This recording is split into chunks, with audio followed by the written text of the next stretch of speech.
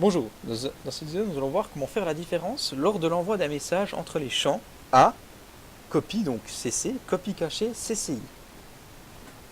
Donc les différences, donc si je vais sur nouveau message, je crée un nouveau mail, j'ai ici A, donc le destinataire principal, donc à qui j'envoie principalement le mail, et copie, donc ici le destinataire en copie, et CCI, le destinataire en copie cachée. Donc si j'envoie un email à test.ch,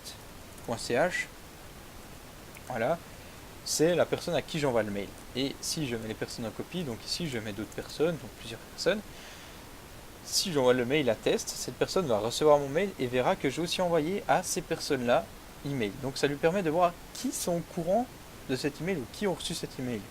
Si je le mets ici, en copie cachée, et que j'enlève ça, la personne va recevoir le mail, mais ne saura pas à qui j'ai envoyé ce mail. Donc, je peux l'envoyer à des milliers de personnes. La personne qui reçoit le mail ne pourra pas voir à qui j'ai envoyé ce mail.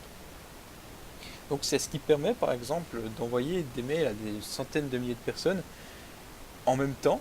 Donc, sans devoir, comment dire, sans que la personne, quand elle ouvre le mail, ait une liste énorme d'adresses mail, parce qu'elle, généralement, elle s'en fiche. Donc, elle va voir elle ne va pas les voir et personne pourra voir qui a reçu le mail. Donc il y aura simplement qu'elle a reçu un mail de telle personne, donc seulement la personne qui l'a envoyé, et ça évite d'avoir une énorme liste.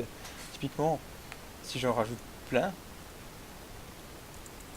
ça évitera à la personne d'avoir une liste comme ceci d'adresses mail avant de pouvoir lire son mail.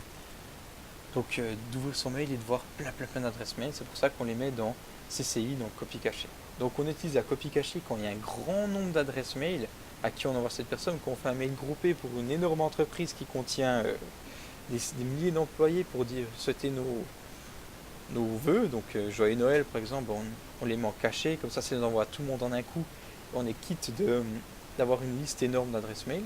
Et quand on envoie en copie normale, par exemple, quand vous envoyez à la direction et vous envoyez au directeur un mail, et il peut voir que vous l'avez envoyé à sa secrétaire et à cette personne, comme ça il sait qui a reçu ce mail et il voit les personnes concernées.